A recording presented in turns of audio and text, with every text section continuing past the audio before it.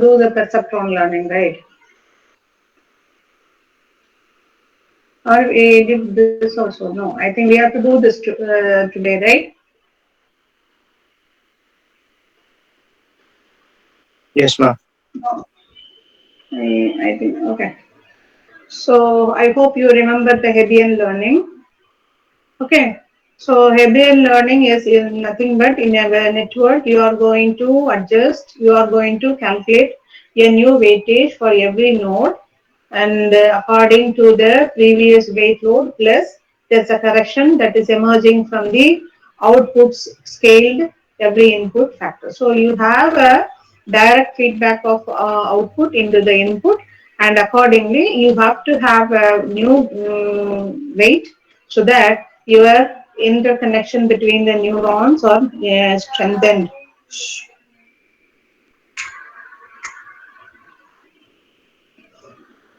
So the drawback here is that there is no limit in the control. You know, every trial in this weight will keep on scaled according to this. So there is no boundary of this adjustment. Okay. So note that the procedure is very similar to the Hebb's rule. The one, sorry. The Hebbian learning continuously strengthens the connection between the node and its weight without any boundary. So this cannot be true. So there should be a normalization is required. So what we can do is we can go for another approach that we say this is a perceptron learning rule. What this perceptron learning rule says is that the perceptron is again single layer neural network whose weights and biases could be trained to produce a correct target vector when presented with a corresponding input vector. So what's happening is here we are going to give some training. So the training technique used here called the perceptron learning rule. What actually the perceptron learning rule is followed here is, suppose if we have a set of learning samples consisting of some set of x vectors, and along with that we are also giving an input of the desired output. Okay, so what happens is for a classification task, first that network should learn to segregate the desired output. Okay, so let us see. For a classification task, the decay is normally the function is a pulse which goes from +1 to -1. So the perceptron learning rule is very simple. What it happens is when we begin the neural model, the first weight is a random weight. You can assign from the literatures whatever is available according to the objective. Okay, then and you are okay, weight is assigned based upon some literature work or something, or randomly you can give it. Random also you should have a prior knowledge on what could be the range of the weights, and then select an input vector x from the set of training samples. So we have a training samples data where we are going to use this training data samples as the input. And what happens is when you are using such input, and definitely you will get one output, right? So this is the yk is the output. So if you get your output, and if that yk is not equal to your desired output, okay, what is that? Yk is not equal to dk, desired output. What is the meaning? Excuse me, ma'am. Yeah. Are you sharing the screen? Oh my God. Why you have not? It is not visual, ma'am. Okay. You were seeing the same slide in your PC, yeah? Are you able to see my screen now? Yes, ma'am. Okay. How you were following so far? Nobody said anything. It is more than 10 minutes, huh? 5 minutes, huh? Okay. Anyway, thank you for reminding this. Okay. So what we are going to do is the first step is like we already take a random weights for the connection. Then we are going to select an input vector from the data, samples data, whatever is given to us. It is, we say this is a training samples. Okay. So what happens if the training samples X vector, we will be getting one output. That is our Yk. Okay. So when this Yk is not equal to the desired output, what does it mean? The perceptron gives an incorrect response. Then we have to modify all the connection random weights according to a slight change in the weight, which is derived from, okay, a decay, the difference between the output and multiplied by the xi. See, in the Hebbian, you can see that it is directly multiplied from the output is taken, xio.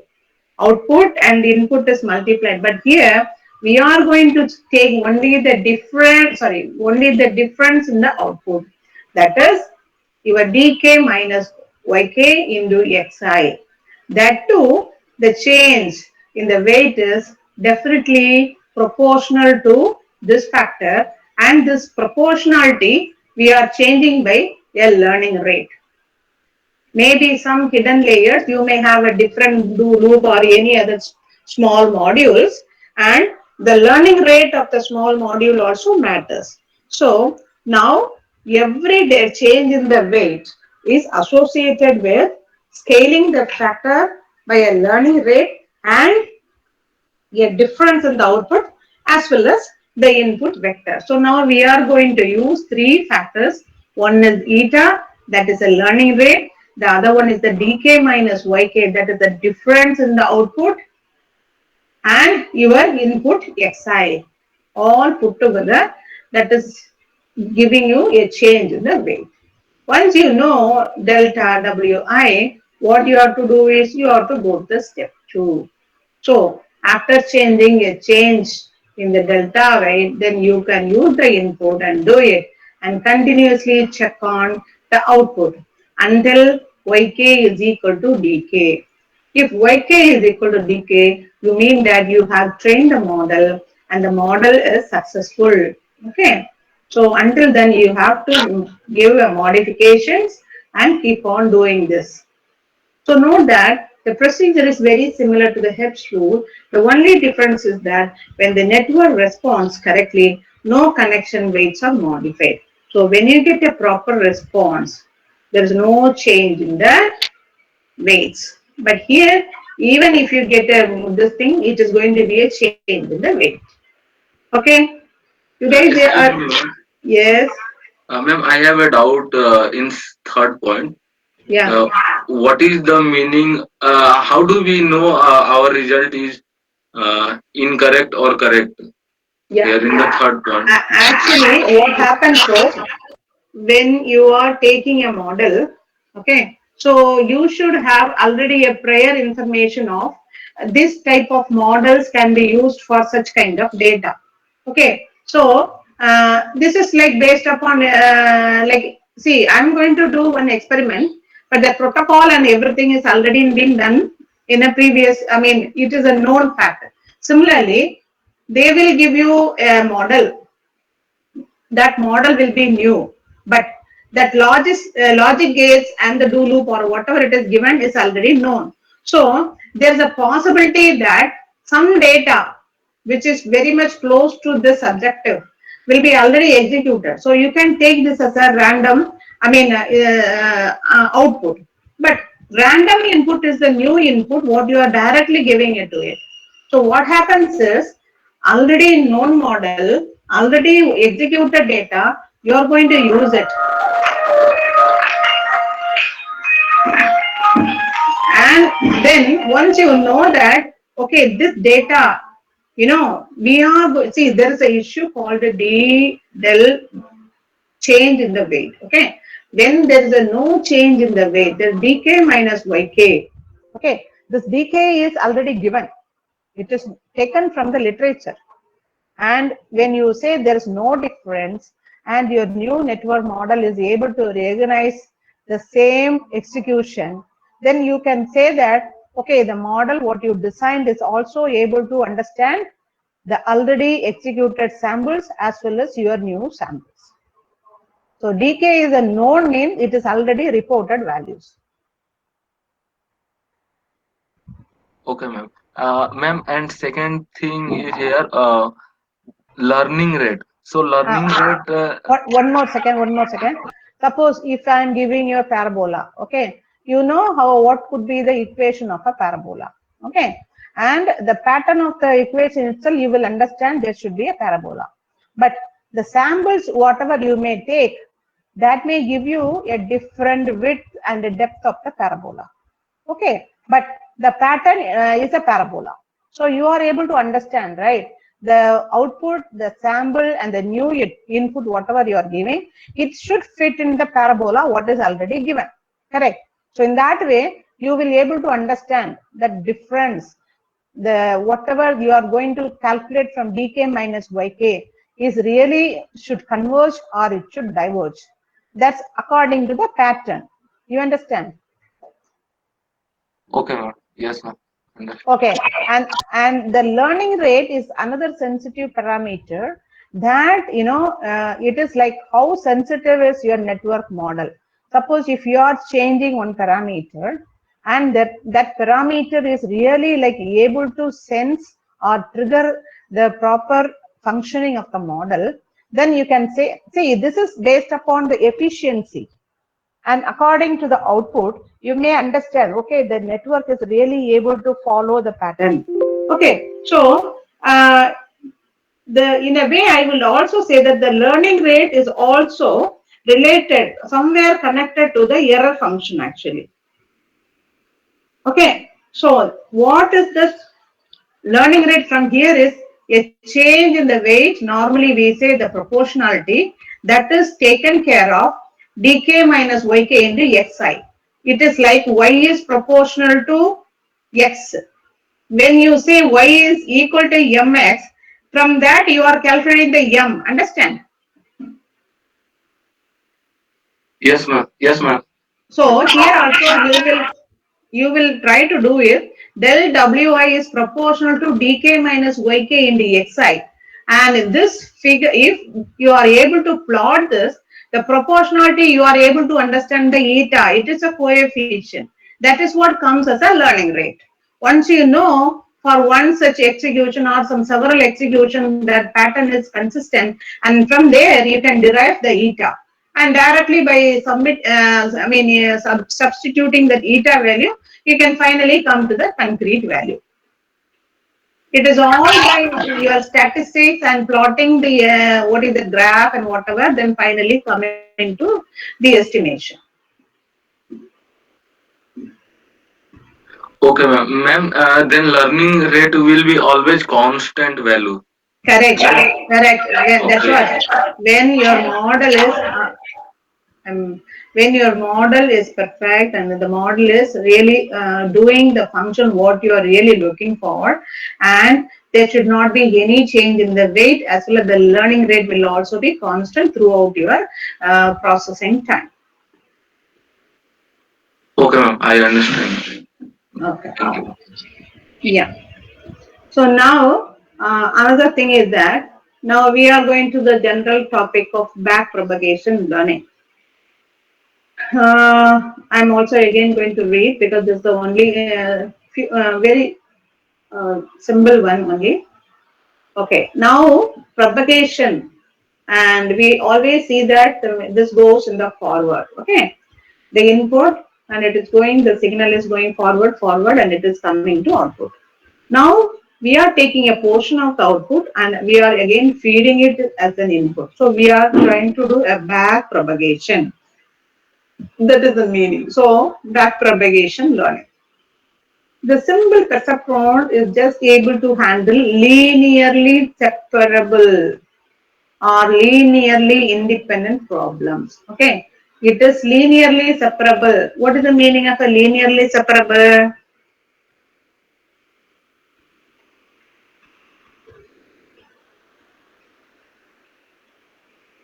Mathematically, linearly independent problem means what? See, there's a pattern of things. Suppose this is like the del change is proportional to this one. Okay, as long as the change and the input has its own pattern evolving according to the weight, you can, instead of taking this equal to eta, you will do this proportionality. Okay, what happens? As long as there is a change, it will go on. I mean, sorry, as long as there is a change, it will give you a new one, right? So this keep on going. So it will slowly go as a linear increment. At one particular point, the change will not be there and it will not change. So that requires a saturate. Okay. Where could I do this?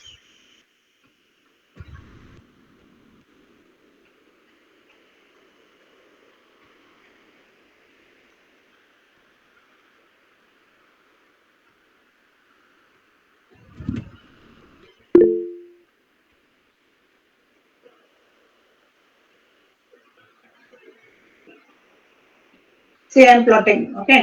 Now I will. Okay, your change in the weight as well as your uh, change in the output. So in one place we will write down. Sorry, my handwriting and your YK minus BK. Okay. So according to the one probably okay multiplied by okay. So according to you what you will do, there is a change and according to that it may have a linear.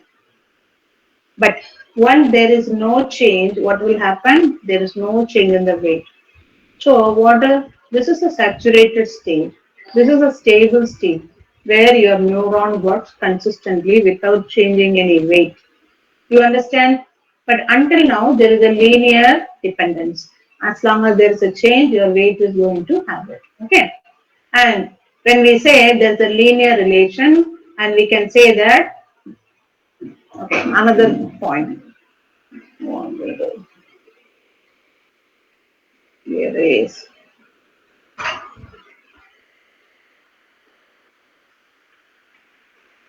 அம்மா இது ஃபுல்லா எப்படிமா arrange பண்றது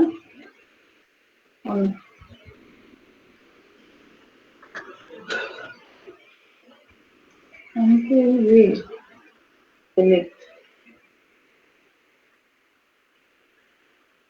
no size.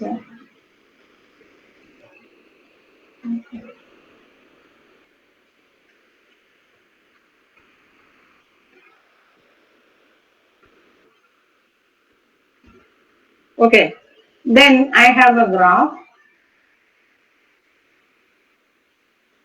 Okay, I have some data.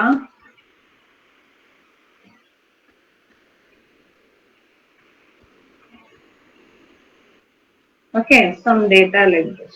Okay, and I also have another data.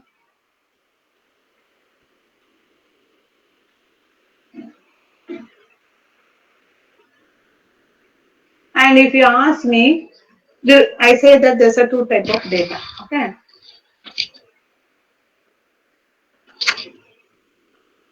And you ask me, can you separate or classify this data? See, for our I put one vertical line and I put some minus line different. This is a different classification. This is a different classification. What I can do is, now I know the shape, but without that, if it is a number, okay, what I have to do is, I have to look for inter distances and then they have to find it, any relation, something. Some issues I am going to do it so that I look for some opportunity that I classify. And what I understand, oh, there's by visually, I see there's a gap. So what I can do is, I can directly plot one line, which can separate this data and the data. But this line should be having a minimum distance from here to here so that, you know, the norms should be at least not overlapping. See, this we will see as a support vector measure in another unit.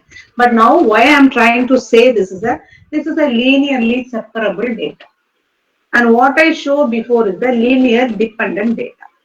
Okay. there's a linear dependent, because we are going to read, there's linearly separable data, what I explained now, and the previous example is the linearly dependent data. But we can also handle linearly independent problems. Okay.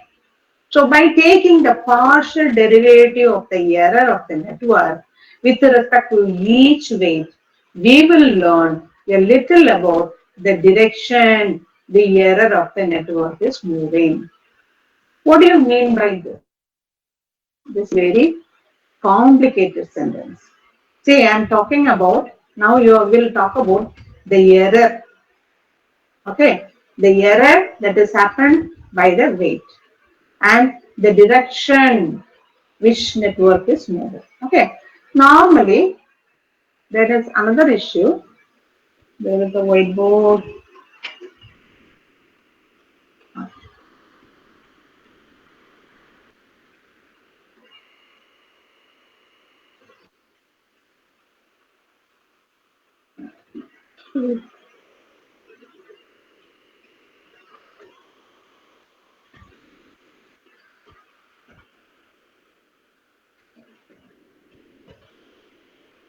Okay. What I read.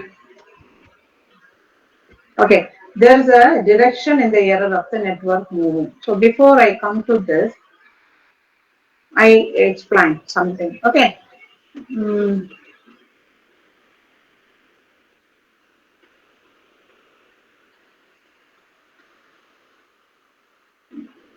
okay. My drawing, don't see my drawing. This is not good. So I say I consider this as a step. Okay. So what happens? This is the ground floor. You all are there. Yes, ma'am. Okay. Yes, ma'am. This is a ground floor and this is the first floor. So from here I'm stepping into every step and coming to the first floor. Okay. Okay. So what I can do is, what I put the step is that my step size, okay, everybody's step size is has some limited space to come to the next level. See, now we are talking about the height. From zero level, we are coming to probably some uh, 12 feet. Yeah, one floor. Okay. But 0 to 12 feet, we cannot jump. So what people are making? They are making a stairs. Every stairs is less than 1 feet, probably 3 by fourth of a feet. Normally by construction I am talking. So some 6 inches or 7 inches. So put small step and you are coming to your first floor. This is just mathematically, you see, you are elevating yourself from zero height to some height. Okay, this is mathematical. And now, and there is another issue. Have you ever encountered? Okay, now instead of putting this, I'll put. Okay, in a graph, let me make one parabola. Okay, correct?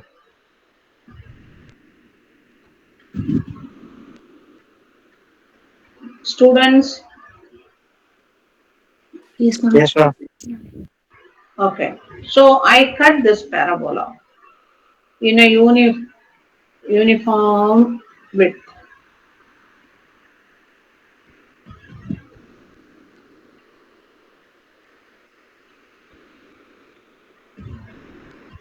Okay, and I'm going to see this parabola from the top view. What will happen? This one will be small. The next one will be little more. So, so you can imagine the same parabola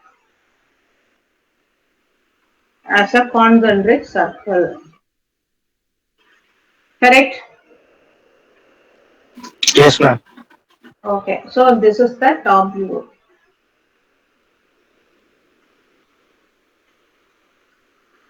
Okay, so what is the problem? Okay, I am keeping one sphere.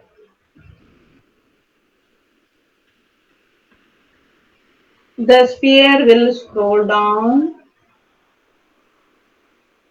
and come up to some extent, then come down and go some extent, then come down, then finally that will be here. Correct?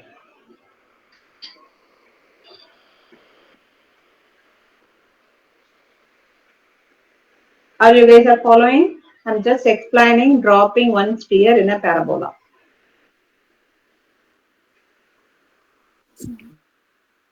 Yes, Okay, ma'am. when I explain the same thing here, what happens is the sphere is here. It goes every intermediate levels and go to the bottom, which is here. And this is of course this one. My figure, don't worry about my figure. Okay, so what happens? This will go and find out. Then it will jump and it go down, jump, go down and will be here. Is that correct? Yes, ma'am. Okay. I'm only talking, I'm only using the word jump. Okay.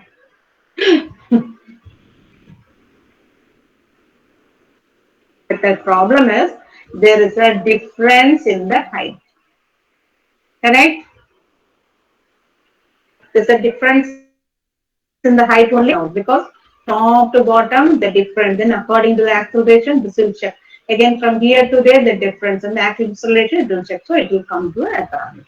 So now you know according to the height difference is decreasing and the ball is trying to find out its own stable state, which is its what is the natural state, because a ball or a sphere will keep on moving in a space as long as it finds its stable position. Correct?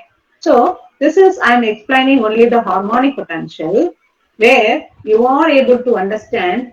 So far you are talking, you will be imagining this as a, okay, this is a valley point, so it is staying there. No, it has to dissipate its energy in an increment level, and then once the difference is zero, it is coming to a position which is its own natural position. Are you able to understand? Yes, ma'am. Similarly, every time we are taking a change, a difference in the dk by yk, and when the change in the weight is decreasing, then the decrease is constant, means when there is no change, then your model is stable, means similarly in a weight space you are trying to initiate one simulation from a random differences of your yk minus dk, and slowly you are coming into a small change in the weight, and finally you are ending into a constant weight with which the model is more robust and giving the proper output. So, in a direction, if we have to move, you have to move to a place where the difference is converging, where the error is nullified. So, the direction of moving the wave is highly important. It should be noted. Suppose you are starting your, for example, instead of there, somewhere you are giving, what will happen? And the change in the error, if you are not properly calculating, the ball instead of it will go, it will come out. Means the error is keep on increasing in the reverse direction. So the problem or the line is very important, saying that by taking the I'm not worrying about the partial derivative. I will come to this one later. We are working in error space, but that should take you in a particular direction where the error of the network is really nullified. So that direction is very important. You're able to understand?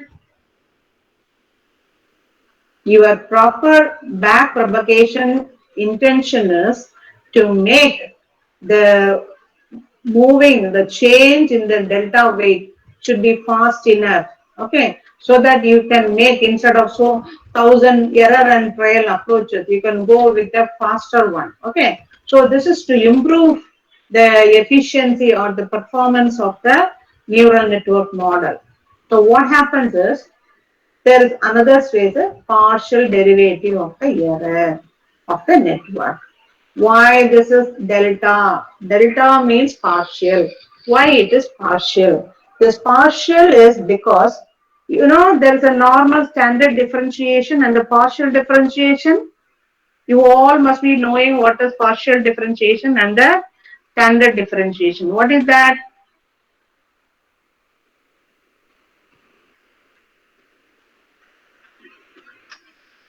Any sound? In partial differentiation, there will be two independent variables. More than one. More than one. Wow, more than one independent variable. See, instead of making, anyway, suppose you have one function which has several,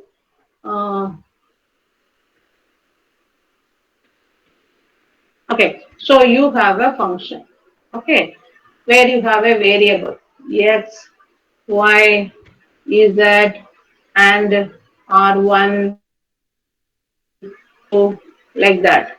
If it's keep on going, okay, what will happen? You have a function which has these many dimensions variation problem, and it is a composite or a complex problem.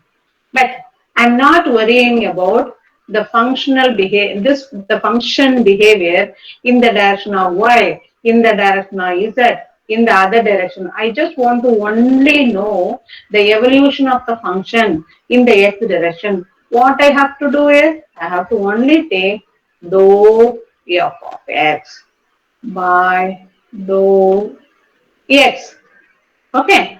But if I really worry, oh, I am not like that. I want to know all history, all behavior. I will not leave this guy. Means I have to talk about df by d all variables.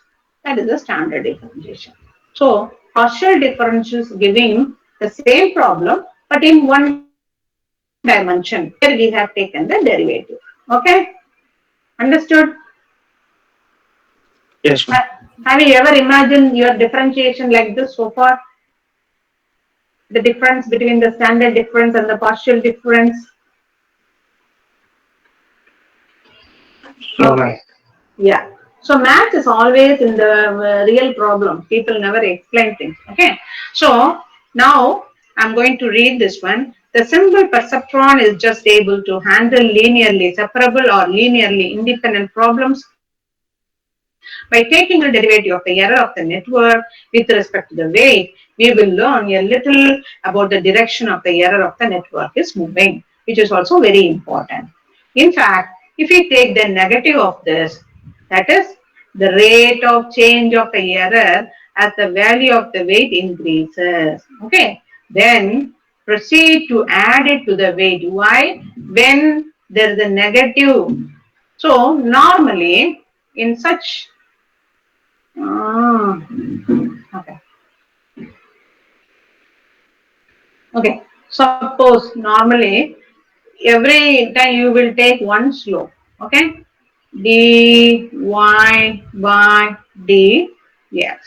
Okay, if the slope is negative, means it is coming down. If the slope is positive, means it is going down. So as long as there is a difference and the first gradient is negative, what you say, the difference is becoming closer, closer, closer. So what you have to then, you have to keep on adding. Adding means you can end up the convergent state soon. That is what it is saying. If we take the negative of this derivative, that is the rate of change of the error as the value of the weight increases, then proceed to add it to the weight.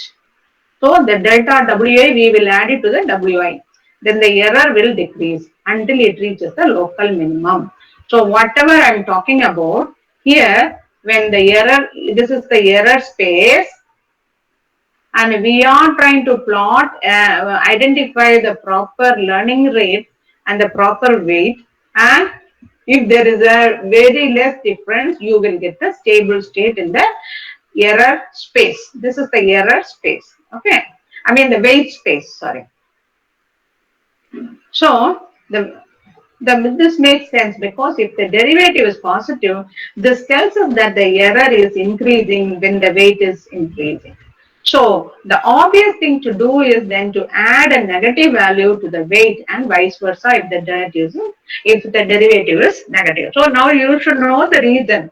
When the derivative is negative, you will add. When the derivative is positive, that will change, you cannot take it.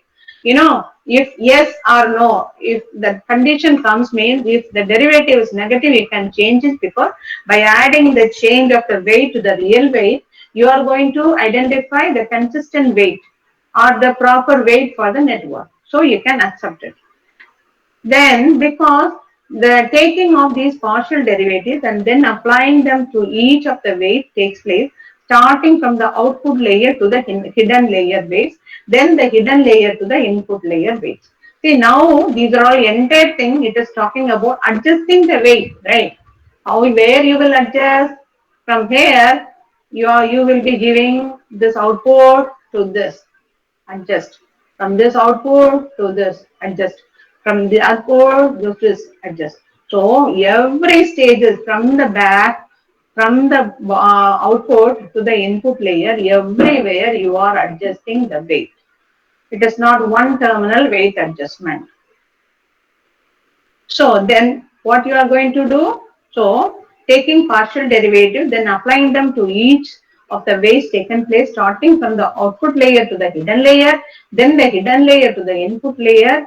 Okay. So as it turns out, this is necessary, since changing these set of weights require that we know the partial derivatives calculated in the layer downstream. And this algorithm has been called as the backpropagation algorithm. What is the backpropagation algorithm? The error correction, the weight correction is done from the output layer to the hidden layer, then hidden layer to the input layer.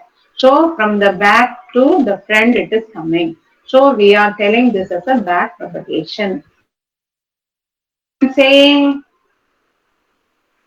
Yes, ma'am. Yes, ma'am. okay. So a neural network can be trained. Now this is a kind of training. So can be trained in two different modes. That is the online mode and the batch mode. Okay. There's a difference in the online training as well as the batch mode training. The number of weight updates of the two methods for the same number of data presentations are very different. The approach is different. What is this? In the online method, weight updates are computed for each input data sample, and the weights are modified after each sample. So first they are going to initiate one data, then put it, and then you calculate it, then you modify for each sample.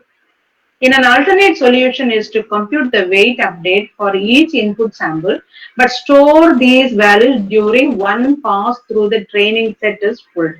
See, online means every data you give, every data you adjust. But in the alternate, we have another solution that when you give a input here, and that input is producing an output here, and it is producing here, until then this weight will remain. Okay, but the first one online is you go this change. From here it changes. Before that comes, here it changes. Keep on changing. But the batch mode means a full set, okay, will be changing after, because there is a residue memory is there.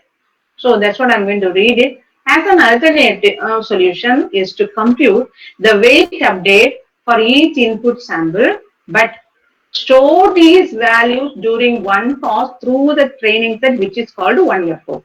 All the data that is being fed here and it is crossing and it's completely getting one output. So entire 1FO, okay, one complete execution, it is there. At the end of the FO, all the contributions are added and then only then the weights will be updated with the composite value. Now you are taking the composite value. This method adopts the weight with a cumulative weight update. So when you are taking a composite means you are adding. So it is a cumulative weight update.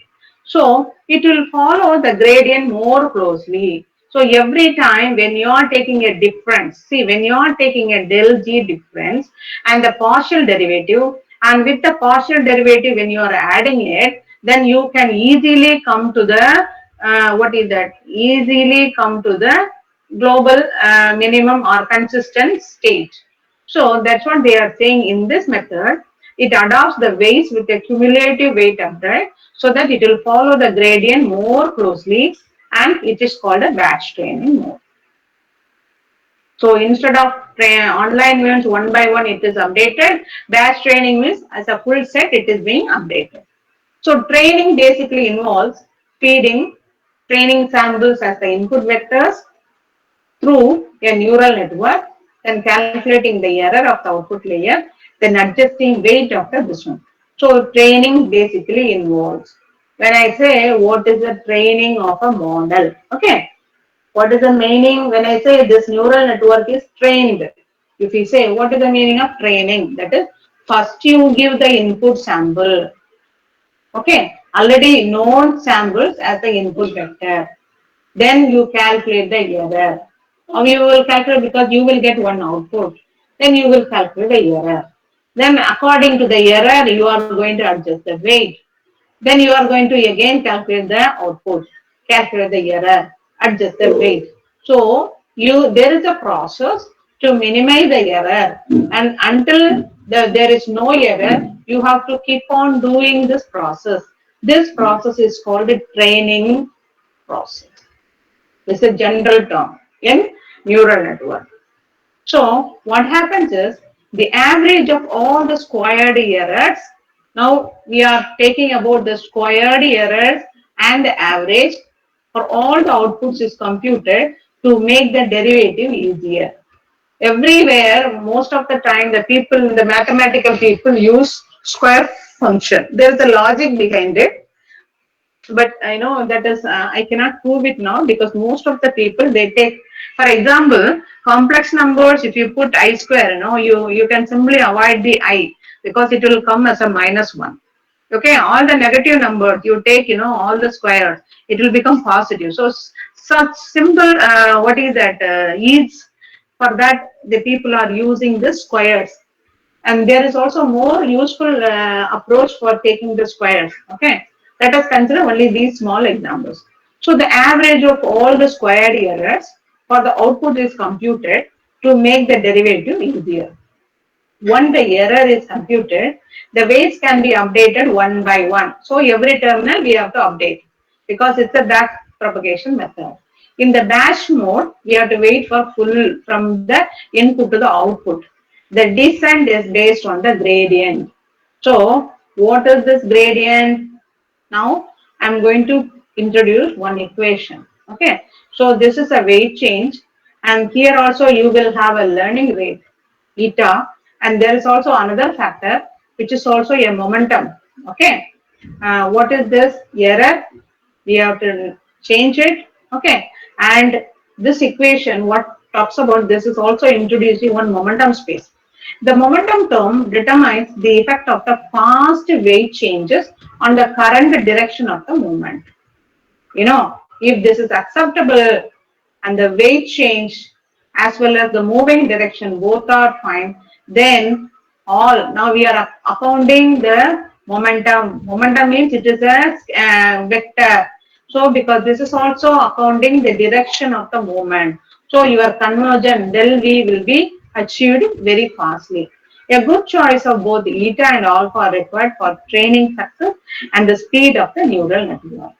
So it has been proven that backpropagation learning with sufficient hidden layers can approximate any non-linear function to the arbitrary accuracy.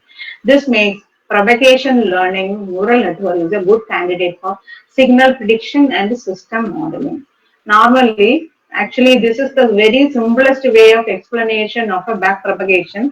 When you go to the real neural network problem, it is more on, you have to write algorithm, you have to write some equations, and it will be, for us to read and understand itself is a very tough one. So you can simply have this backpropagation is a kind of, you have a learning rate and as usual error weight correction plus a momentum or a direction correction. Okay. So according to that previous weight, because this is a WIJN and this is your previous weight and your direction. If this direction falls on negative, you will add it, otherwise you will not use it.